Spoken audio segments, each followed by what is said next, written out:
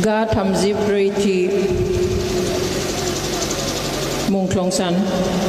national Democratic Front of बर'लेण्डनि मुंख्लंसान खुंनाय बे हाबाफारिखौ दैदेनलांनाय मानगोनां आफादगिरि आरो दिनैनि बे मेलाव गाहाय आलासि हिसाबै नुजाथिफैनाय एसे आगोलाव जाय बिबुंथि लाखिलांबाय बीटीसी सोरखारनि स्पिकार मानगोनां कातिराम बर' आरो बिनि आगोलाव बिबुंथि होलांखानाय डिस्टिंगुइश्ड गेस्ट हिसाबै लिंहरजानाय मानगोनां Ranjit Basumatary फर्मार general secretary NDFB आरो दानि बीटीसी सोरखारनि EM आरो सायखं बसुमतारी एबा बि सावरायग्रा जायखौ डिस्टिंगुइश्ड गेस्ट हिसाबै लिंदों दिनै NDFB नि मानगोनां आगुनि आफादगिरि लोगोसे बेयावहाय लिंहरनाय गुबुन गुबुन आफादफोरनिफ्राय नुजाथिफैनो हानाय दुलाराय बर' फरायसा आफादनि मानगोनां दैदेनगिरि नोंथांमोन बर' थुनलाइ आफादनि मानगोनां दैदेनगिरि नोंथांमोन हारिमु आफादनि मानगोनां दैदेनगिरि नोंथांमोन डक्टर गोमोथाव फंबाय लोगोसे गुबुन गुबुन ब्लकनि TCLCCनि चेयारमेनफोर आरो MCLA बिथांमोन बे जौसाङाव जिरायनानै थानाय नेशनेल डेमोक्रेटिक फ्रन्ट अफ बर'लेण्डनि गासै आगुनि दैदेनगिरि नोंथांमोन आरो गासै मावथि नोंथांमोन लोगोसे मुंख्लंनि नखरफोरनिफ्राय नुजाथिफैनो हानाय गासै सिबिजाथाव नोंथांमोन आरो बे जथुमायाव नुजाथिफैनो हानाय मानगोनां रायजो राजा नोंथांमोन आं गिबियावनो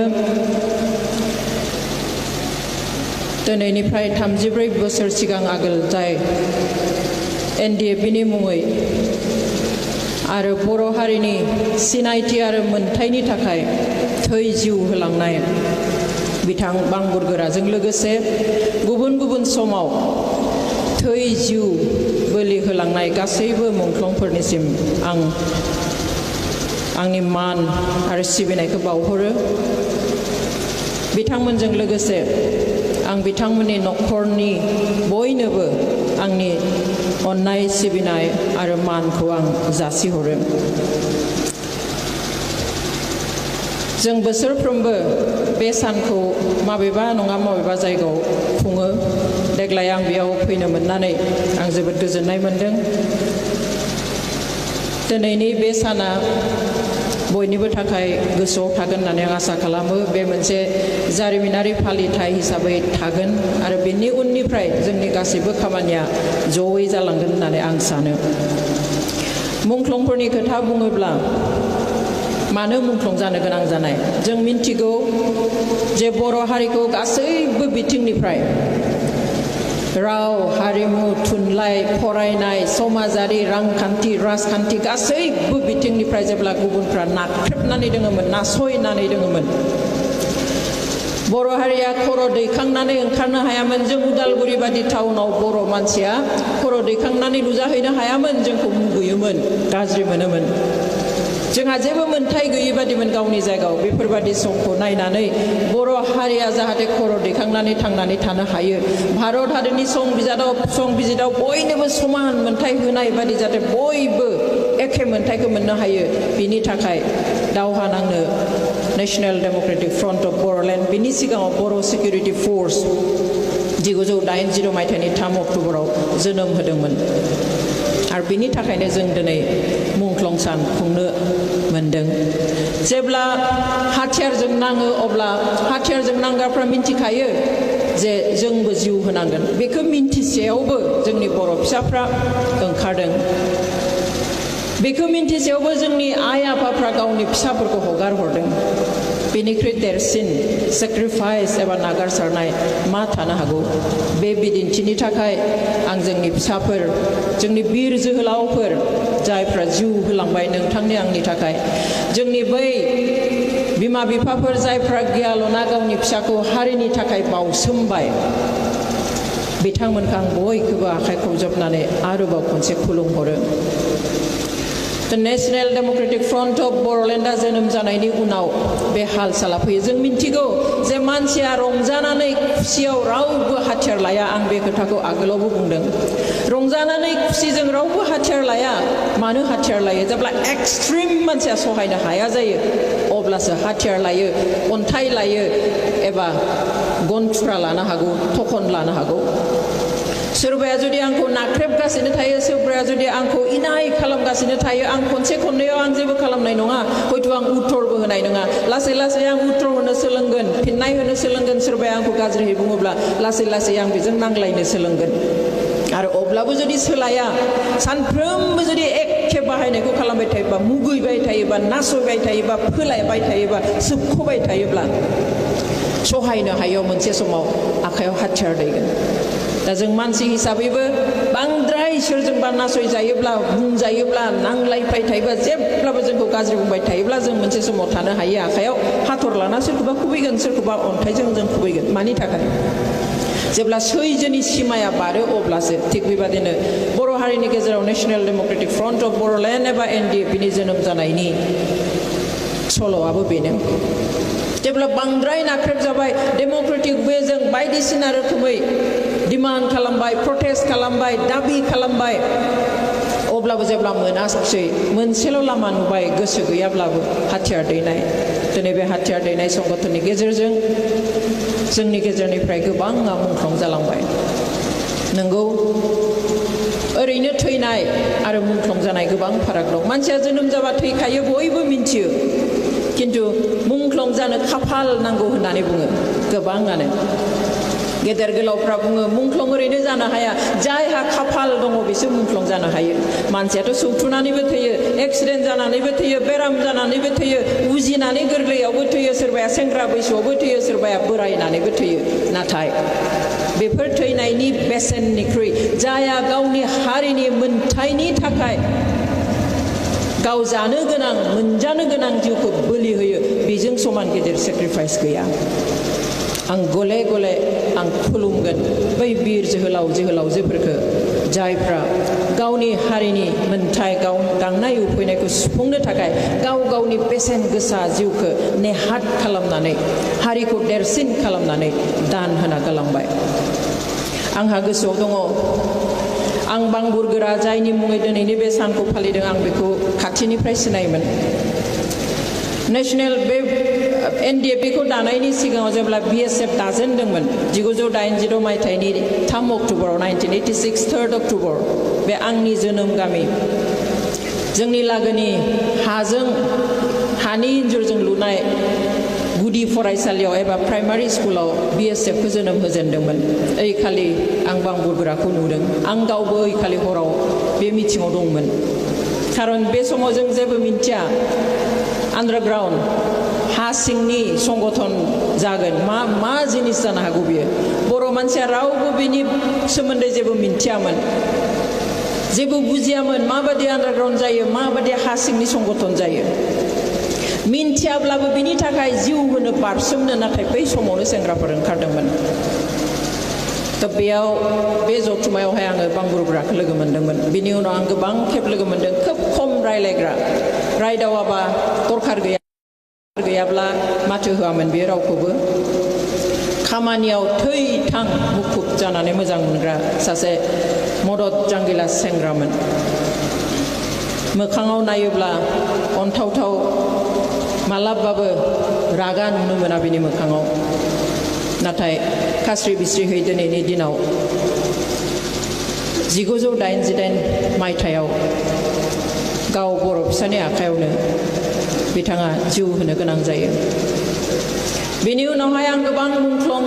आं लोगो मोननाय दङ आं सानैसोनि मुं बुंनो नागिरदों आं बिसोरखौ गोसोजों गोसोखांनो नागिरदों बेयावहाय आं बुंनो नागिरदों बिनि गेजेराव जाबाय सासे डि खौला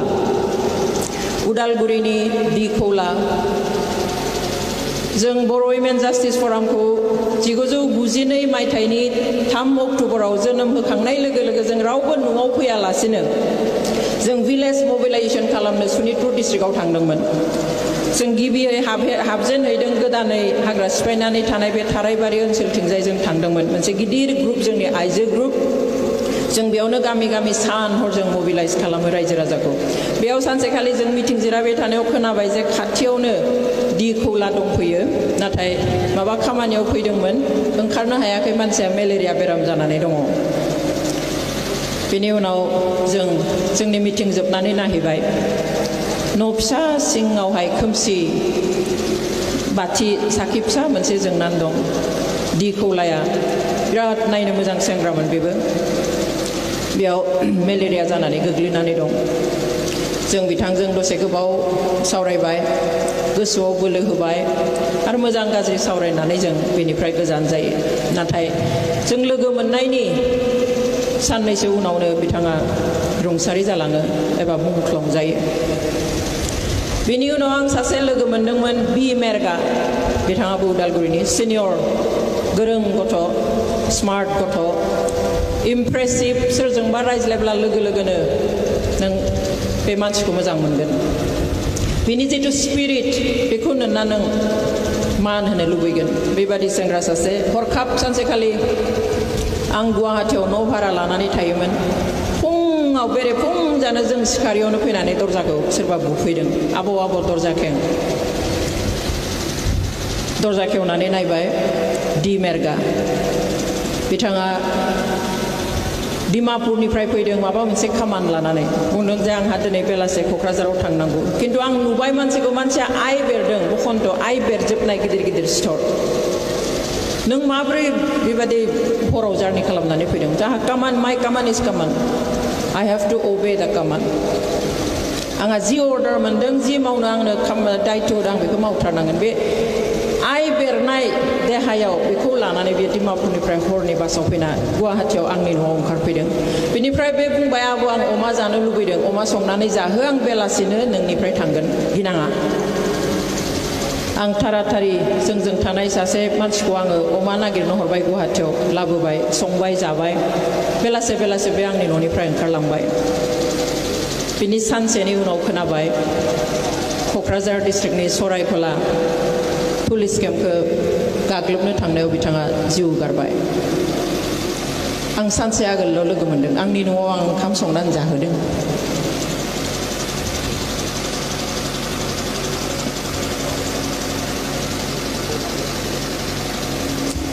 बेबादि गोबां दं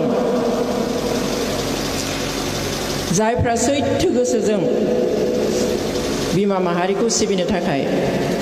गावनि देहायाव बेराम थाब्लाबो गावनि देहा गाज्रिब्लाबो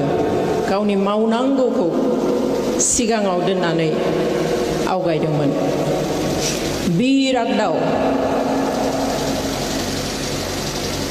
बिरागदावा दिनै 2003 मायथाइनिफ्राय गोमानानै दं बि इरागदाव बि फोजौखां क'क्राझारनि आरो बि हाब्रां उदालगुरिनि बिथांमोन साथामा भुटाननि राजाजों रायज्लायनो थांनानै रायज्लायखांनायनि उनाव बे भुटान अपारेशननिफ्राय गोमानानै दङ बि इरागदावा सानसे हरखाब आंनियाव फैबाय गुवाहाटीयाव थानाय आंनि भारा न'आव फैना बुंबाय आब' बे थारमाने अलरेडि आफादाव जइन जानो रायलायखाबाय ट्रेनिंआ आरम्भ जानोसै किन्तु लोगोफोर बोरैबा थांनायाव बिथाङा एरायलांबाय दा बहा थांनांगौ बे मिन्थिया बिथाङा सनितपुरनि दिनै बेयावहाय बि इरागदावनि बिसि मानगोनां रैमालि मोसाहारि दङ बिथाङा बि इरागदावनि अनजालि बिसि स' बे फैनानै बुंफैबाय जे आंहा लोगोफ्रा एरायबाय आब'आ बाक्सा माबा बे समावथ' बाक्सा नङा थ' सिमलाया नलबारि गोलैयोमोन ना नलबारिनि सिमला होननाय जायगा सिनायो नामा होनबाय दा आं सिनायो आंखौ दोनना फैनो हागोन नामा सिमलासिमल' दोन बिनि उनाव आं गुबुनजों थांगोन आंहा रेडिअ डिउटि दंमोन अखानायै आंबो थिग दं आं दिनै थांनानै फैफिननो हागोन ना हाया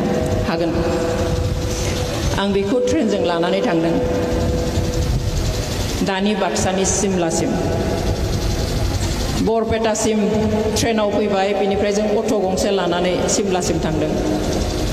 सिमलायाव मोनहैनाय लोगो लोगो साइकेल लानानै सानै सेंग्रा नेनानै दंमोन बेखौ लानानै थांबाय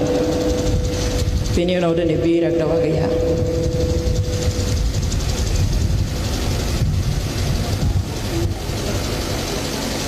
फैफिननाय समाव आं बे अट'आलाखौ होनबाय आंखौ नोङो राजा लामासिम जिखुनु प्रकारे हाइवेसिम लांफिन बे समावहाय बर'आ गावजों गाव दानलायनाय सुलायनाय मेहेरलायनाय नायलायनो हायै बिराद गाज्रि जों सिनायै जायगाफ्राव गुबुनारि मानसिखौ लोगो मोनब्लासो गोसोखौ मोजां मोनो बे समाव गावजों गाव लोगो मोनब्ला जों गिनाय मोनो बे समावहाय ओइखालि आंखौ मोनाबिलियाव बे अट'आ लानानै फैबाय थानायाव दाबसे बर' गामियाव अट'आ गाज्रि जाना होबाय बर' रायजोफ्रा बेंफैबाय बहा लांनाय गथ'खौलाय बे हिनजावा सोर आं दा बर' रायज्लायनोबो गिबाय हारसा रायज्लायनानैबो आं मा बुंनो आं स्रि थाबाय अट' सिङाव ओमफ्राय बिसोरो एसे बोरैबाहै चार्ज खालामबाय थाबाय आं उनाव उफाय गैया आं बुंबाय आं बर'सो नोंसोर जेबो साननाङा आं जोंनि न'नि मानसिनाव थांनाय बबेनि गामिखौ सोंबाय थाबाय खारन बे समाव गामि लानानै जायगा लानानै नायनो बालाय जे अमुक गामिनिबा अमुक पार्टिनि अमुक गामिनिबा अमुक पार्टिनि अमुक डिस्ट्रिक्टनिबा ओरै थांलाय फैलाय खालामनो होयि हाबा जाज्लायनो होलायि सोरहाबा बिहामजोआ न'आव थांनो मोनि बे अबस्थामोन जाबाय आं गुवाहाटीनिबाबोथ' नोंहा अरिजिन गामि थागोन माबेनि बुंलाय जाबाय थाबाय आं गुवाहाटीनिनो दाना आं अख्राय बुंबाय थाबाय उनाव अट'आबो हामगबाय थांबाय लाबोनानैथ' दा हाइवेआव फैनानै आंहा बास गैलिया बे समाव बासबो बारा खारामोन बे अट'आलाया गावनि न'आव लांबाय बेनिफ्राय आंहा आफा गैया आइ दं बिनानाव सासे दं नों आंनि न'आवनो था थांबाय थांब्ला ओरैनोबो एसे उन्दुनो गिखाबाय थादों हर गेजेराव एकथासोआव बिराद बुरजा मटर साइकेल फैनानै बिसिनि सिथ्लायाव दोनफैजोब्बाय आं सानबाय पुलिस फैबाय माबा मोनसे जाबाय उनाव मिन्थिबाय आलफाया बिसिनि न'आव मिटिं खालामनो फैदों हर गेजेराव बहा मा हिस्ट्रि दं बहा बोरै मा कानेक्सन जों बेफोरो जारिमिन जानानै थासिगोन जेखि जाया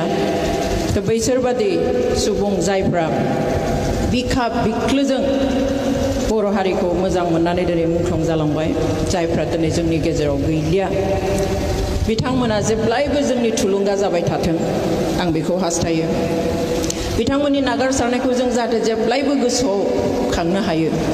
जों गाज्रि मावनो सानोब्ला जोंनि गोसोआ ओरै होरलां होरथां जानो सानोब्ला जों जाहाथे बिसोरनि खोथाखौ गोसोखांनानै दोम थानो हायो जाहाथे जोङो बर'नि मोनथायनि सायाव खुनु मथे कमप्रमाइज खालामालासिनो थानो हायो दिनै एग्रिमेन्ट जालांनो हागौ एग्रिमेन्ट जालांनायनि उनावबो जोंहा गोबां फाइट खालामनांगौ दङ डेम'क्रेटिकेलि फाइट खालामनायाव जों हाया डेम'क्रेटिकेलि फाइट खालामनो थांब्ला खर' साननाय इलेक्शननि बाथ्रा फैगोन मानसि सायख'नायनि बाथ्रा फैगोन जोंहा मानसिनि अनजिमाया खम दिनै मानसिखौ कनभिन्स खालामनो हानाया खम दिल्लीयाव थांनानै दावहै डेम'क्रेटिकेलि खोथा बुंनानै बिनानै लानो हानाय मानसिनि संख्याया खम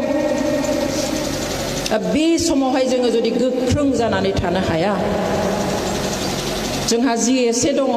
जि मोन्दों जेराव थाबथादों बिनिफ्राय जों जिबायदि आवगायनो नांगोन जों बेखौ हानाय नङा बेनिखायनो आइ आफा नोंथांमोन जायफ्रा नोंथांनि आरो जोंनि दिनै जों बेयाव गसंनो हानायनि आन्दोआवनो जाबाय बे मुंख्लंफोर बेवहाय बे मुंख्लंफोरखौ गोसोआव खांनानै जों जाहाथे जेब्लायबो जोंनि मावनांगौ जों मानि थाखाय ओंखारनाय बेखौ जाहाथे जों जेब्लायबो गोसोआव लाखियो जोंनि हारिखौ सिबिनाया NDFB फोरनिल' बिबान नङा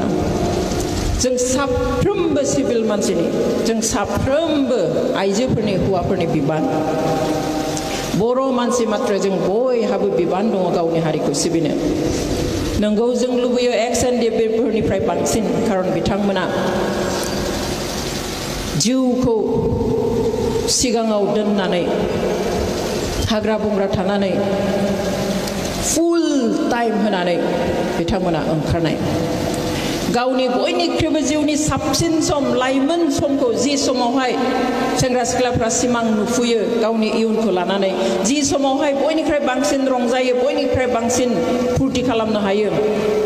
बे समखौनो हारिनि थाखाय नोंथांनि आंनि थाखाय दान होबाय दिनै थांनानै दङब्लाबो बिथांमोना बे मोजां लाइमोन समखौ बारग'लांबाय दिनै सोरबाया देहानि खहा जानानै फैदों सोरबाया दिनै बैसो जानानैसो न'आव फैफिननो हादों बिथांमोननि बयनिख्रुइबो लाइफनि बेस्ट टाइमखौ साबसिन समखौ नोंथांनो आंनो होआखिसै होमबा बेनि उनाव जोंहाबो बिबान दङ बेनिखायनो जों बयबो खौसे जानांगोन खौसे जानायनि अनगा जोंहा गुबुन राहा गैया दिनै जोङो थैनानै थांनाय मुंख्लंफोरनि बाथ्रा बुंदों आं बुङो जोंहा मोननै रोखोमनि मुंख्लंफोर दङ प्रथम मुंख्लंफ्रा सेथि रोखोमनि मुंख्लंफ्रा जाबाय थैनानै थांनाय थै जिउ होलांनायफोर आरो नैथि थाखोनि मुंख्लंफ्रा जाबाय जायफ्रा दिनै फासिनि अर्डार लानानै जेलाव दङ जायफ्रा दिनै थैजासिम जेलाव थानांनायनि साजा लानानै जेलाव दङ बिथांमोना जोंनि दिनैनि गोथां मुंख्लंफोर गोथां मुंख्लंफोरनि बागै जोंहा मा बिबान दं आं मैया जेलाव आदाखौ लोगो हमना फैदों आं खिन्थादों दिनै बे प्रग्रामनि बागै मोजां मोनदों उदालगुरियाव खुंदों खोनादों मोजां मोनदों जेरावबो खुङो अब्ला मोजां जायो बर' हारिया गोसोखांगोन मुंख्लंफोरखौ नाब्ला आदाया जेब्लायबो पजिटिभ खोथा बुङो जेरावबो जेसेबां बारा खुंगोन बेसेबांनो मोजां जागोन मुंख्लंफोरनि नागारसारनायखौ जोङो मान होनाय जागोन बे खोथाखौ बुंदों बिथांमोना दिनै जेलावनो जाया लोङा थायो 2टासिम दै थोबसेबो लोङा सिखारनायनिफ्राय 2टा बाजिनायनि उनावसो बिथांमोना दै लोंजेनगोन मुंख्लंफोरखौ मान बावनानै सिबिनानै बे 14 सेप्टेम्बराव सिखारनायनिफ्राय सानजौफु 2 बाजिसिम जेबो जाया दिनै गोथां मुंख्लंफोरखौ जों जेसेबां रायखाङो जिउ नागारलांनायफोरखौबो जोङो बोसोराव सानसेल' रायखांबा जानाय नङा जों जेब्लायबो बिथांमोनखौ जोंनि थुलुंगा महरै लानानै जोङो आवगायलांनो नांगोन जों खस्थ' मोनो जेब्ला हारिखौ सिबिनो थाङो ओरैनो गोरलैयै सिबिनो हाखाया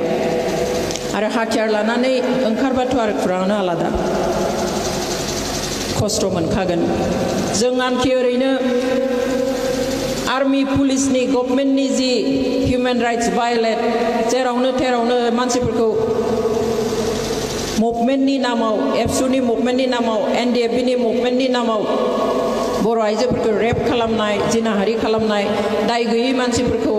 बुथारनाय गावथारनाय दाय गैयै मानसिफोरखौहाय जेलाव हमनानै सोना दोनहैनाय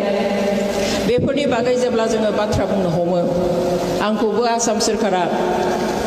किडनेप खालामदोंमोन अपहरन खालामदों हर गेजेराव मेगन खाथेनानै आरो बे हयथ' बुहुमाव बेबादि जाथाय जाफेराखै 1992 मायथाइनि 30 एप्रिलनि हर गेजेराव आंखौ सोरखारा मेगन खानानै लानानै थांदों 10 दिन आंनि मेगननिफ्राय जि खेवाखै आंनो जानो होयो थुरसिखौ आंनि आखायाव होफैयो बुङो आखाइखौ हमनानै खिन्थियो नैबेयाव दालि दङ नैबेयाव सबजि दङ नैबेयाव ओंखाम दं जा आंखौ बाथरुमाव लेट्रिनाव थांनो होयो मेगन खानानै हमै हमै आंखौ लांनानै फज'नानै दोनहैयो बुङो नैबेयाव बाल्थिं दं नैबेयाव मग दं 10 दिन आंखौ थाल्ला सान हर मेगन खानानै दोनदों बेनि उनाव खोथाया बाहेराव आराव जाबाय सोर खावदों सोर आन्डारग्राउन्डनि मानसिया खावदों सोर हाथियार लानाय संगठना खावदों सोमोनांजोब्बाय लास्टाव खोथाया बाहेर जाबाय ओंखारबाय जे आसाम पुलिसासो जोंखौ बेबादि खालामनाय पुलिस ड्रेस गानालासिनो गावसोरबो खुगा खाथे खाथे थांनानै जोंखौ हर गेजेराव आंनि आदा बिदा गेदेर सासेखौ लायदोंमोन आरो बर'नि सासे फिल्म मेकार जन्स महलिया आरो बिनि फिसालाखौ लायदोंमोन बेबादि 10 दिननि उनाव जेब्ला हुलस्थुल जाखांबाय अब्ला बै समनि DIGआ जोंहा न'खरनिफ्राय हेभियास कर्पास खालामबाय कर्टआव अब्ला DIGआ थांनानै बुंहैनो गोनां जाबाय नोंगौ बिसोरो किडनेप जायाखै जोंसो बिसोरखौ दैखांदों आरो बिसोरखौ तादा आयेननि सिङाव खानाय जाबाय ड्रेकनियान ल' ब्लेक ल' जाय ल'आव मानसिया बेलबो मोननो हाया बेबादि आयेननि सिङाव जोंखौ एरेस्ट खालामबाय उनाव लाजिनानैहाय NDFBनि थाखाय NDFBआ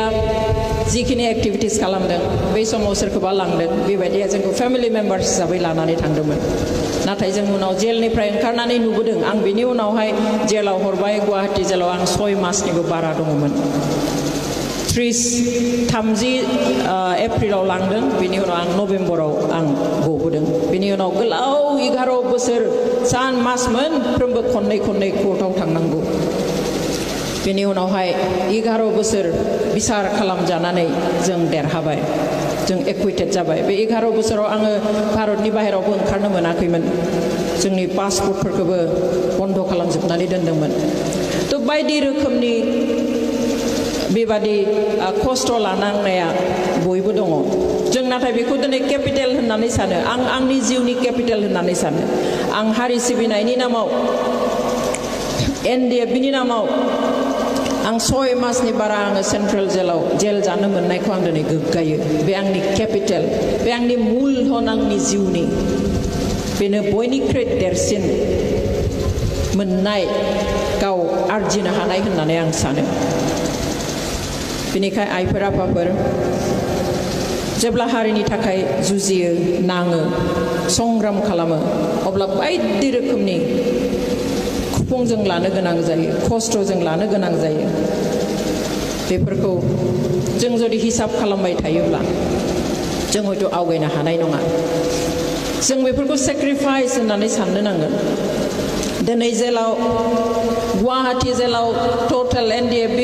नि हिसाबैनो टटेल 54 दङ सा 54 बिनिनो साब्रैया कनभिक्टेड साब्रै कनभिक्टेडनि सानैया फासिनि अर्डार लानानै दङ फासि होगोन होनना अर्डार होबाय जिखुनु समाव फासि होनो हागौ बिनि आरो सानैया लाइफ इमप्रिजनमेन्ट जिउ जोबजासिम जेलाव थानांनायनि अर्डार लानानै दङ आरो बाखि 50 जना आन्डार ट्रायल कारन नियायाव बिसोरखौ ओरैनो अर्डिनारि कर्टआव बिसार खालामाखै नियाय केस होनायखाय बेल मोनाखै ट्रायल जाबाय थादों बेबायदि 50 जन दङ आरो आदा नाब्लामोननि ग्रुपनिफ्राय जदिउ 10 जन दङमोन साबाया बेल मोननानै दा साबा दङ आदाखौ लादेरनानै थ' गुवाहाटीयाव टटेल दा 59 NDFBनि लिडार्स केडार्सफोर जेलाव दं आरो आं दहाय फेरेंगा फंबायनिफ्राय मिन्थिदों क'क्राझाराव सानै दङ गवालपारायाव सासे दङ स' टटेल 62 दिनैनि थारिखआव गासै 62 एक्स NDFB दैदेनगिरि आरो फायखि मावथि बिथांमोन दङ जों लुबैयो जिहेतु NDFBआ हाथियार लानानै समाव सारदोंमोनब्लाबो सरकारा रिकगनिशन होदों स्वीकृति होदों जे बे संगठना गावनि हारिनि गांनाय उखैनायखौ फोलोमनो थाखायसो हाथियार लादों बिसोरो टेररिस्ट नङा बिसोरो संग्रामी मानसिसो आरो बे स्वीकृतिखौ होनानै सरकारा मेडिएटर होनानै रायज्लायनानैहाय दिनै एग्रीमेन्ट खालामबाय तो एग्रीमेन्ट जाबायब्ला मानो आरो जेलाव थानो गोनां जाखो दिनै मानो कोर्टनि सायाव गारनानै दोननो गोनां जाखो दिनै डिआर नाब्लामोननि जिथु केस बेखौहाय लवार कोर्टआ CBIनि लवार कोर्टआवहाय जि भार्डिक्ट होदोंमोन 15 जननि भितराव साबाखौ दाय गैया होनना हगारबाय आरो 10 जनखौ लाइफ इमप्रिजनमेन्ट एबा थैजासिम जेलाव थानांनायनि साजा होबाय आरो बेखौ जों आरोबाव खनसे हाई कोर्टआव चेलेन्ज खालामफिननानै एपिल खालामदोंमोन बे एपिल खालामनाय मथे हियारिंआ उथिनानैहाय जोङो फाइनाल हियारिं जानायनि सिगाङावनो जोङो बेल एप्लाइ खालामदोंमोन बेयाव साबाया बेल मोनबाय आरो दा साबाया दङ स' दा बे हाई कोर्टआव होनाय जिथु केस जों जिथु होफिननाय जे लवार कोर्टआ होनाय जि भार्डिक्ट बेखौ चेलेन्ज खालामनानै हाई कोर्टआव होनायनि हियारिंआबो दाख्लै 23 आगस्ट एबा 23 आगस्टआव कमप्लिट जाबाय हियारिंआ जोबनानै थांबाय दा जोङो बयबो नेगासिनो दङ मा भार्डिक्ट होयो मा जाजमेन्ट होयो दायो खालि हाई कोर्टनिफ्राय जाजमेन्टल'सो होनो बाखिसै नेगासिनो दं जों बयबो जों सानदोंमोन नर्मेलि हियारिं जोबनायनि 15 दिननि गेजेराव जाजमेन्ट होयो गुबुन केसफोरखौ किन्तु बे दिनै 15 दिन बारलांबाय 20 दिन जाबाय दिनैसिम होआखै आरो बिनि जेबो डेटबो फोसावखाया बेवहाय जों मिन्थिया माब्ला होयो थेवब्लाबो जाजमेन्टखौथ' होखानांसिगोन जिहेतु हियारिंआ कमप्लिट जाबाय जों आसा खालामो जे जोंनि बर' हारिया लुबैनाय बादि जाजमेन्ट मोनगोन होननानै बर' हारिखौ रंजाहोनो हानाय बादि जाजमेन्ट मोनगोन होननानै बिसार मोनगोन होननानै जोङो आसा खालामो हयथ' बावैनो बे मासनि उनफोरथिंजाय बे जाजमेन्टआ फैनो हागौ जों एक्जेक्ट डेटखौ बुंनो हाया स' दिनै जों खोनाबाय बिआर फेरेंगानिफ्राय माखासे टेकनिकेल खोथाफोरखौहाय आं बे लाइनाव खोथा बुंनो आं गोसो गैया हिसाब निकास माबायदिहाय सोरखारनो हरदों बेसेबाङा मा जानानै फैखो फैयाखै मात्र आं बेखौ लुबैयो जे जों जाहाथे बांद्राय खुथार खालामनो गोनां जाया सोरखारखौ खारन we are equal to the government equal सो जों समान लेभेलावसो दं जों जाहाथे आथिं आखाइ हमबाय थानो गोनां जाया बिथांमोना जाहाथे सम थानायावनो बुजिनानै जाहाथे बे जेलाव थानायफोरखौ ल'नि गेजेरजोंनो गावसोरनि जेबो असुबिदा जायैबाथो जाहाथे हगारनानै होयो गोबां लामा दं किन्तु मालाबा जों दुखु मोनो नुनानै जे कोर्टआ बयनिख्रुइ देरसिन कोर्टनि सिङाव प्राइम मिनिस्टार बा सोरबा चिफ मिनिस्टारबाबो कोर्टनि सिङाव आयेननि सिङाव नाथाय जों दिनै नुनो मोनो कोर्टनि बारगा थांगासिनो बेवहाय जों मालाबा फोथायनो गोब्राब मोनो गिनाय फैखाङो जोंहा थारैनो मा जामारगोन बेनिखायनो जों आसा खालामो बावैनो मोजां भार्डिक्ट मोनगोन आरो बिसोरनि बे केसल' नङा आरो जिखिनिया 54 एबा 54 दंबावो नियानि आन्दाराव थानाय केसजों सरजाब जानानै बिथांमोननिखौबो मोजां राहा लानानै जाहाथे गासैखौबो बहनबोनो हायो जोंनि गेजेराव लाबोनो हायो बर' माहारिखौ सिबिनो थाखाय खाबु होनो हायो आरो क'क्राझार जेलाव थानाय बा गुबुन गवालपारा जेलाव थानाय जेरावखि थाया मानो साफ्रोमबो जेलाव थानाया जाहाथे ओंखारबोजोबनो हायो बे उदां अख्रांनि सिङाव फैनानै गावनि बिमा माहारिखौ खुलुमनो सिबिनो जाहाथे खाबु मोनो जों बेखौ हास्थायो जोंहा हाथियार लानानै सोमावसारनायखौ दोनथ'नायनि उनाव बा डेम'क्रेटिकेलि माबा मोनसे मुभमेन्ट खालामनायनि उनाव आरो माखासे मावनांगौ थायो आं दहायनो बुंदों डेम'क्रेटिकेलि फाइट खालामनाया बांसिन गोब्राब जेराव मानसिनि अनजिमा साननायजोंल' जायो दिनै जों बेवहाय गावनि मोनखानाय बे जाबाय जोंनि ट्राइबेल बेल्ट एन्ड ब्लक एरियायाव जोंनि संख्याया खम दिनै गुबुनारिफ्रा बुंनो हायो जे जों बेयाव बिटिसिआव 70% जोंसो दङ 70 बाहागो बर'फ्रा 30ल'सो बेवहाय बिसोरनो होनाङा गासिबो मोन्थायखौ जों मोननांगौ बोरै जों खम जाखो दिनै गोबां ट्राइबेल बेल्ट एन्ड ब्लकआव हाजार बिघा नन ट्राइबेला दखल खालामनानै दङ बेनिफ्राय जों जाबाय माइनरिटि बोरै जाखो जों दिनै मानो माइनरिटि जाखो बे बिटिसि ओनसोलाव जों मेजरिटिमोन नाथाय मानो जों माइनरिटि जाखो बिनि बांसिन ट्राइबेल बेल्ट एन्ड ब्लकफोराव दिनै गुबुनारिया हाबनानै थाबाय जोंनि बर' हारियाबोथ' हांगाटिक बारायाब्लाबो बोसोरसेयावथ' जोंबो हाजारा बारियो अब्ला जोंनि संख्या मानो खम जालांदों ना बहाबा बाहेरायाव खारलांजोब्बाय ना माबा गिथाव बेराम जानानै बर'आ थैजोब्बाय मानो जोंनि संख्या खमायलांबाय थादों एक्चुअली जोंनि संख्याया खमायाखै जोंनि संख्या जेरै दङ बिनिख्रुइ एसे बारायनानैसो दङ नाथाय बे गुबुननिफ्राय हाबफैनायफोरनि संख्याया ओरैबायदि बारा जाबाय जोंनिख्रुइ बारा जानायखाय दा जोङो माइनरिटि जालांनो हमबाय गुबुननि फैनाय नाम्बारा बांबाय सिगां जोंनि बारामोन कारण ट्राइबेल बेल्ट एन्ड ब्लकखौ दानाय समावहाय जुदि ट्राइबेल मानसि मेजरिटि थाया बेखौ ट्राइबेल बेल्ट एन्ड ब्लक दायामोन ट्राइबेल मेजरिटि मानसि थानायखौसो दानाय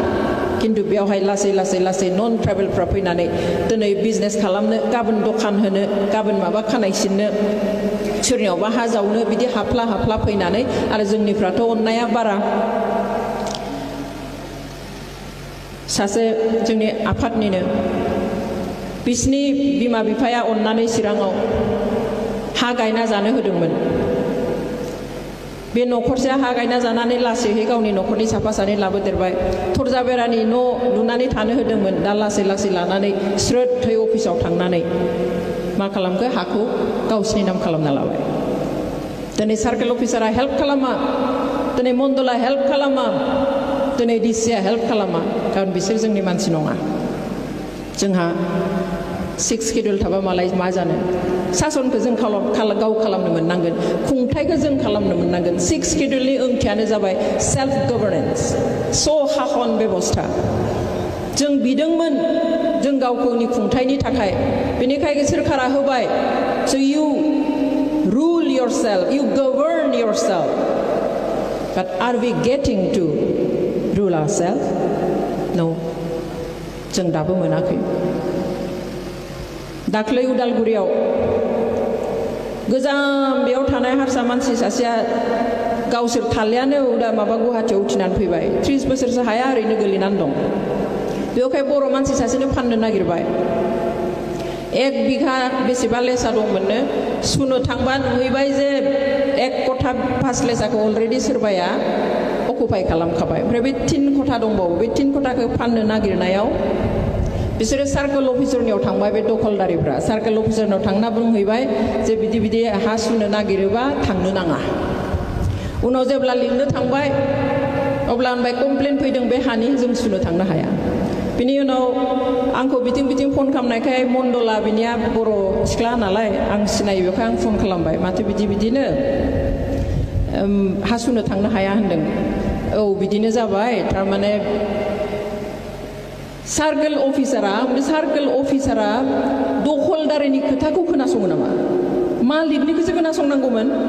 मालिकआ बुंहैबाय बे जोंनि हा जोंहा खाजोना होबाय थानाय रसिद दसे दंजोबो सुनो फै ओमफ्राय नङा बे दखलदारिफ्रा फैनानै कमप्लेन होफैदों ओमफ्राय उनावहाय मिन्थिबाय बे गामियाव मोनाबिलियाव मिटिं खुंबाय लायनो मिटिं खुंनानै रायजो राजा बुंबाय नोंसोर बे हाखौ बर'नो होनो मोना बर'नो फाननो मोना जों नायनाय जागोन उदालगुरिनि टाउन उदालगुरिनि बिख्लोआव दिनै 2022 सनावबो जुदि सोरबा गुबुनारिया बुंबावोबा बेयाव बर'नो हा गानानै जों बहा थांनो दिनै 2022 सनावबो जुदि बुङोब्ला बुंबाय गोदो 1980 आव बुंबाय जोंखौ मुगैबाय 1970 आव जोंखौ मुगैबाय बे आलादा खोथा टाउनाव हाबनो होआसै दिनै जोंनि दै बार हा दैखौ जानानैबो जुदि बुङोब्ला उदालगुरि बादि टाउनाव जे बर'नो हा फाननो मोना बर'नो होनो मोना अब्ला जों बहा थांनांगौ जाखो बोरै सहायनो जों मोनदों होनगोन नामा दासिम माबा मोनसे जोंनिया बुंनो हागोन नामा दिनै टाउनाव जोंनिया सोरनोबा थाखा बुरजा होना नोंनि हाखौ बायनो होनब्ला जोङो दुब्लिबाबो फानगोन गुबुनारिनो जों बुंनो रोंगोन नामा गुबुनारिनो फानालै जों होननानै गुबुना खुद उदालगुरि टाउननि बिखायावनो दिनै बर'नो हा होनानै मिटिं जदों जाय फाननो नागिरनाय बिसोरखौ बुनो होसोदों खबरदार बर'नो हा फानोबा अथ'स' बिनि उनथिं बर' गामि गावसोरा लाइनसे 13 घर ना 14 घरल' बे अबस्थायाव जों दिनै दं Still we are under someone बे नेग्लिजेन्स मुगै जानाय नायनो बाजानाय सैया खालामजानाय सोबख'जानाय नासय जानाया दिनैबो दङ आइफोर आफाफोर बेनिखायनो आं बुंनो लुबैयो NDFB आगोलावबो फोर्समोन दाबो फोर्स आरो उनावबो जेब्लायबो फोर्स जानानै थानो नांगोन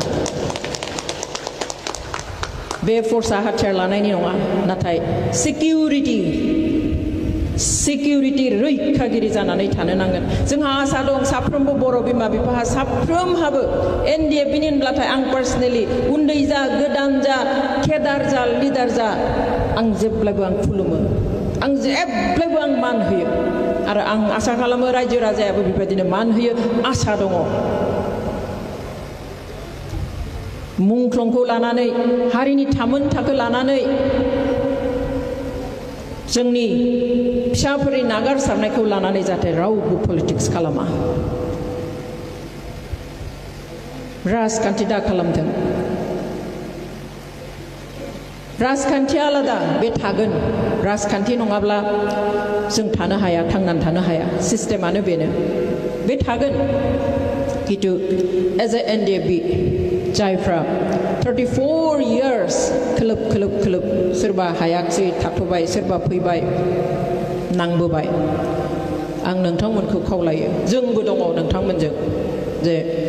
जेब्लाबो जोंनि गोहो जानानै था हारिनि गोहो जानानै था हारिनि सेफगार्ड जानानै था नङाब्ला दिनैनि थारिखआवबो दिनै उदालगुरियाव खालामदों गाबोन बाक्सायाव खालामगोन समफोर क'क्राझाराव खालामगोन ओमफ्राय जों खना खना थांबाय था हरै खना ओमफ्राय थाङै थाङै जोंहा थाबथानो जायगा गैलिया हाग्रायाव थाहैदो जोंनि मोननांगौ मोनजानांगौफोरखौ बिसोर जागोन लागोन बिनि उनावबो मोनाखै मोनजायाखै होनगोन जोंखौ बदनाम होगोन ओमफ्राय जोंहा ओरैनो खुगासिनानै थाबाय था दुखुनांथाव आइफोर आफाफोर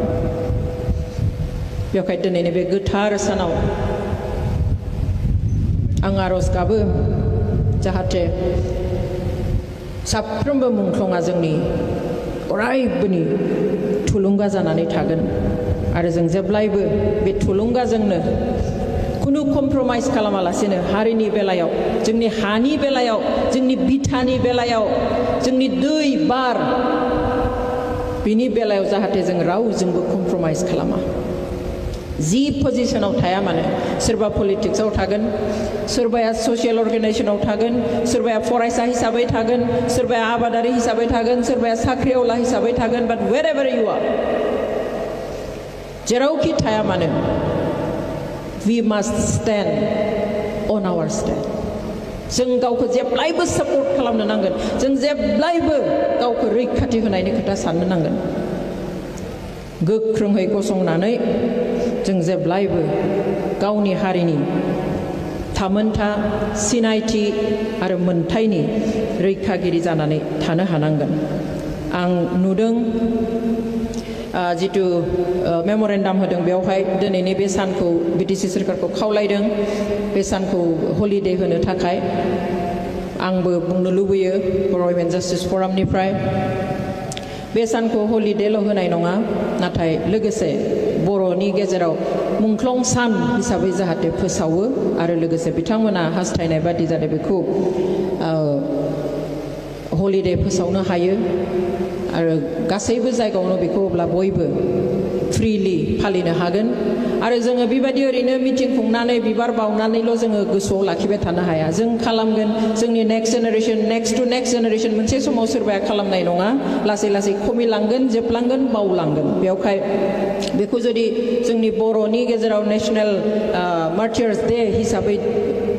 जों डिक्लेयार होना दोननो हायोब्ला बे दिनखौ मिन्थि दा मिन्थि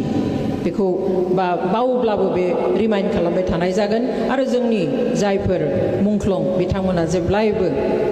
मान सन्मान मोनगोन आरो बे गोसोखांनायानो जोंनि हारिखौ जोंखौबो जेब्लायबो मोजाङै खामानि मावलांनो बिथोन होगोन होननानै आं आसा खालामो आरो आं बेबादि